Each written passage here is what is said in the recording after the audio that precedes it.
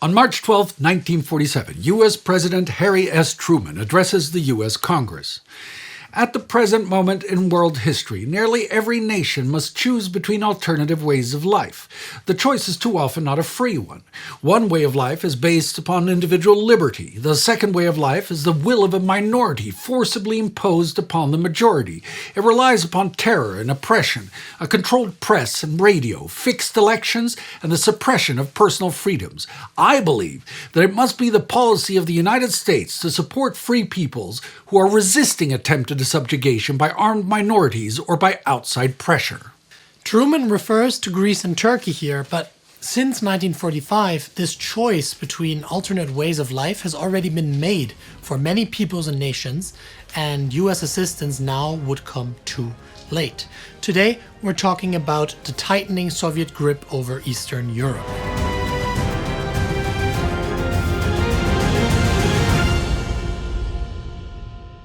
Welcome to Season 1 of TimeGhost Cold War coverage in our series War to War, where we follow the wars that wouldn't end within a Cold War, the beginning of the digital age, the atomic age, and the space age. Where we began to replicate our minds electronically, gained the power to end our very existence as a species, and discovered that we could truly reach for the stars. I'm Spartacus Olsson. And I'm Sebastian Brandstetter. Today, we're exploring a turning point in European history, one that will see nations, perhaps the whole world, poised on the edge of a new war for decades to come. As the Allies focus on rebuilding and redefining spheres of influence in 1947, behind closed doors, the seeds of Soviet control in Eastern Europe have already been planted, sprouted, and grown into a web of strangling vines. The stage is set at the Allied Potsdam Conference from July 17th to August 2nd, 1945, where old promises and fresh ambitions collide.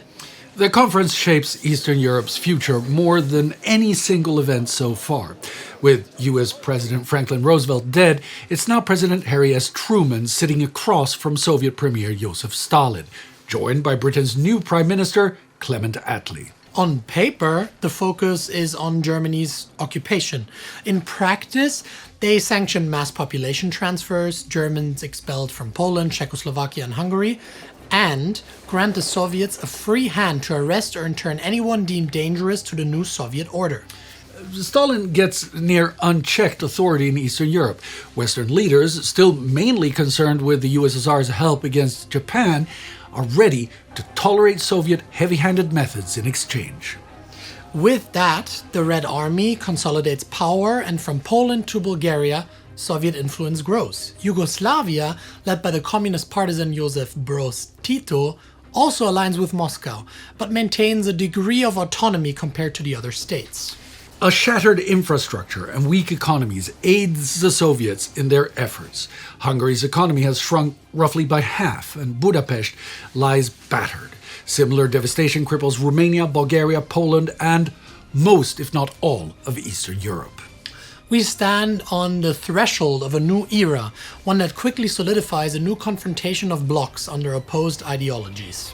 When the war ends, Poland is the first major test case, in no little part because of Stalin's personal obsession with the state that had defeated the Red Army in 1920 after he chose to not follow orders and close a gap in the front line.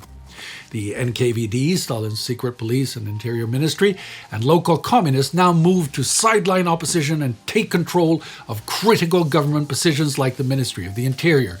But Stanislaw Mikołajczyk's Polish Peasants' Party, PSL, offers real opposition. The 3 times tak, 3 times yes referendum on June 30th, 1946, on abolishing the Senate, ratifying Poland's western border, and land reform turns into a propaganda spectacle. Voters face intimidation and ballot tampering. Official tallies proclaim overwhelming approval for communist policies. But even after Moscow's intimidation and vote fraud, the tally of votes against the measure comes in at 37%. The parliamentary elections on January 19th this year, 1947, repeat the same rigging. The communists dominate, forcing Mikołajczyk to flee. The PSL is shattered. Land reforms and nationalization follows, confiscating large estates under the guise of anti-fascist policy, and many peasants now fear outright collectivization. With Poland in firm Kremlin grip by mid-1947, we see the template that will unfold elsewhere. First, you need to control the Interior Ministry. Then you manipulate votes, crush opposition through arrests, forced exile, or bogus charges of treason. And then you rely on the NKVD and the Red Army's whip. Next door, the template is applied to Hungary, complete with Red Army and NKVD pressure, coalition governments that crumble, and communist leaders who seize key posts. Like Poland, when the war ends, Hungary is under Soviet occupation. A provisional coalition includes communists, social democrats, peasant parties, and the Smallholders Party, which actually wins the election on November 4th, 1945, with 57% of the vote, no less. The communists only get 17. This is another feature of the Soviet strategy. People's democracy, designed to establish communist-dominated coalition governments that initially appear committed to bourgeois democracy, incorporating moderate reforms such as land redistribution and limited nationalization to gradually transform towards socialism through broad national fronts, including non-communist parties. This approach allows Moscow to quietly build control while avoiding direct confrontation with the West. In Hungary, even though the Smallholders Party is by far the largest, the Soviets insist communists hold disproportionate power, especially, again, the Ministry of the Interior. Enter Matyas Rákosi, who champions salami tactics, slicing away all opposition through smear campaigns, arrests, or forced resignations. In other words, death by 1,000 cuts.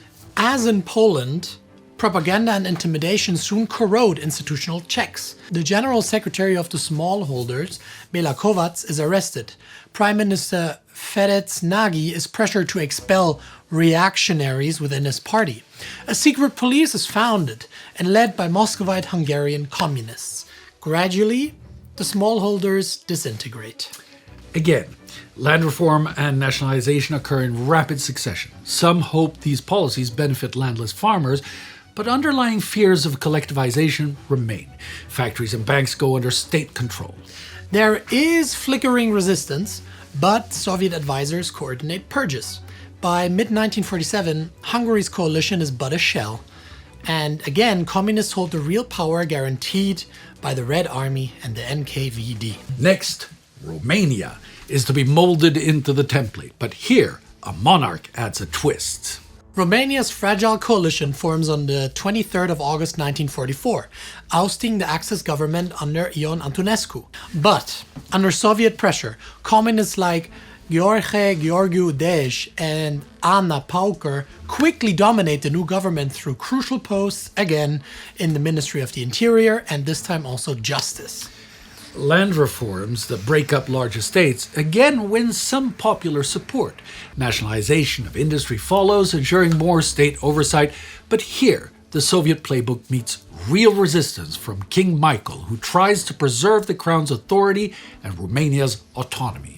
But he faces constant and relentless pressure over every single shred of political authority. Although the monarchy's future is not yet sealed, it's soon under severe strain. By mid-1947, Romania's shift to total communist control is yet to come, but looks exceedingly likely, if not inevitable. So whether it's shattering a monarchy or crippling the opposition, the Soviet method persists, only local nuances differ. In Bulgaria, the Red Army's arrival, like in Romania, brings a coup d'etat. On 9 September 1944, the Fatherland Front government takes control and ousts Prime Minister Konstantin Muraviev. Like in Romania, there's a monarch, but unlike King Michael, Tsar Simeon II faces a swifter challenge from the communists. Simeon already effectively loses power with the takeover of the Fatherland Front. His Regency Council replaced by a new organ made up entirely of communists. On September 8, 1946, a referendum puts the final nail in the coffin of his reign, and the Bulgarian monarchy is no more. On October 26th, an election is held. Again, opponents are suppressed and intimidated. And while the communist-dominated Fatherland Front orchestrates a strong victory, Nikola Petkov of the opposition still wins a third of the votes. Afterwards, Stalin tells Bulgarian communist leader Dimitrov, "The elections are over and your opposition can go to hell." On June 5th, 1947, opposition leader Petkov's parliamentary immunity is suspended and he is arrested in parliament itself. Anyone who tries to intervene is beaten up. His trial date is set for August 16th this year. Most likely, he will be found guilty of treason and sentenced to death by hanging. In the meantime, Dimitrov takes the familiar steps: land reform, nationalization, suppression of dissent, etc., etc. As of mid-1947, Bulgaria stands firmly in Stalin's orbit. Monarchy abolished, opposition neutralized, and society restructured along Soviet lines. In the Soviet zone of Germany, Moscow also asserts its dominance, but under very different conditions. Here, denazification and reparations define the landscape. The Soviet military administration in Germany, SMAD, oversees politics, apparently encouraging multiple parties at first. Communists, Social Democrats, Christian Democrats, and liberals. People's Democracy Manifest. But any notion of free political landscape fades quickly. In 1946, the Soviets force a merger of the KPD, the Communists, and the SPD, the Social Democrats, into the Socialist Unity Party, the SED, effectively eliminating genuine social democracy in the Eastern Zone. Again, land reform follows the Soviet pattern. Heavy industry is nationalized under close SMAD supervision, and its machinery is taken as reparations and shipped to the Soviet Union proper. All significant police or bureaucratic appointments need Soviet approval. Non-communist figures like Christian Democrats, liberals, even leftist social democrats who won't toe the line find themselves harassed or removed. By mid-1947, it's apparent that the Eastern Zone is being shaped into a Soviet-style state. However, a formal East Germany is not yet declared, likely because, for the moment, Stalin wants to keep up a semblance of cooperation with the other three victorious allies in Germany. Czechoslovakia offers a contrasting scenario. It is still a multi-party coalition, at least for now. Yes, Czechoslovakia stands somewhat apart. The Red Army leaves in late 1945, giving President Edvard Beneš and the National Front coalition more breathing room than in Poland or Hungary. Klement Gottwald's Communist Party, the KSC, garners major support in the elections on the 26th of May 1946, especially in the Czech lands, yet they still lack an absolute majority. So far, Soviet pressure appears less overt. The KSC still grabs key ministries, especially the interior, but doesn't immediately purge critics. But anyone within Czechoslovakia who still believes in autonomy receives a brutal reality check this year. On June 5th, the United States Secretary of State George Marshall announces the Marshall Plan, an ambitious economic recovery program designed to rebuild war-ravaged Europe. Through generous financial aid, the plan aims to stabilize European economies, restore trade, and limit communist influence by promoting prosperity and democracy across the continent. In principle, it is also available to countries from Eastern Europe. It follows a logic neatly expressed by Lucius Clay, Commander-in-Chief of US forces in Europe. There is no choice between becoming a communist on 1,500 calories and a believer in democracy on 1,000 calories. Czechoslovak Foreign Minister Jan Masaryk attends the initial Marshall Plan conference in Paris, eager to consider American assistance. But before fully committing, Masaryk and his delegation have to travel to Moscow to consult with Stalin. There, the Soviet leader issues a blunt directive: reject the Marshall Plan entirely. Stripped of autonomy, Masaryk bitterly summarizes the experience. I went to Moscow as a foreign minister of an independent sovereign state. I returned as a lackey of the Soviet government. All of this has by mid-1947 brought about a drastic escalation of East-West relations. Truman's speech from March, by now known as the Truman Doctrine, and the newly announced Marshall Plan aimed to counter and contain the Soviet Union. The Soviets correctly interpret it as the beginning of an ideological offensive against communism. On July 11th this year, Vyacheslav Molotov, the foreign minister of the USSR, announces the Molotov Plan, a direct counter to the US Marshall Plan. But so far, compared to the US proposal, it looks, well, for lack of a better word, empty. With that, the East-West divide expands and hardens at the same time, and hopes for a post-war settlement that might unite Europe slowly fades. On the ground, ordinary people experience little relief. Cities remain in ruins, farmland is depleted, rationing restricts basic goods, housing shortages persist, and families torn by forced migrations face laws punishing perceived enemies. Fear and uncertainty overshadow hopes for recovery. Some buy into communist propaganda that paints the Marshall Plan as a tool of capitalist domination. Others buy into US dogma that declares any and all communists as the scum of the earth. Whether America's newsstands can check Soviet influence or whether Stalin might push further is anyone's guess.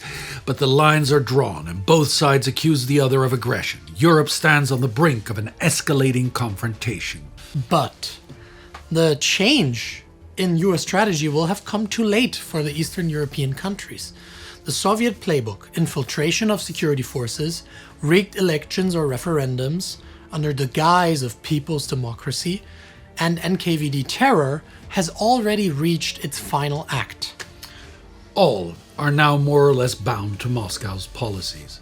The forced Marshall Plan rejections cement the region's subservience to the Soviet Union, while the Truman Doctrine signals an American resolve to contain communism.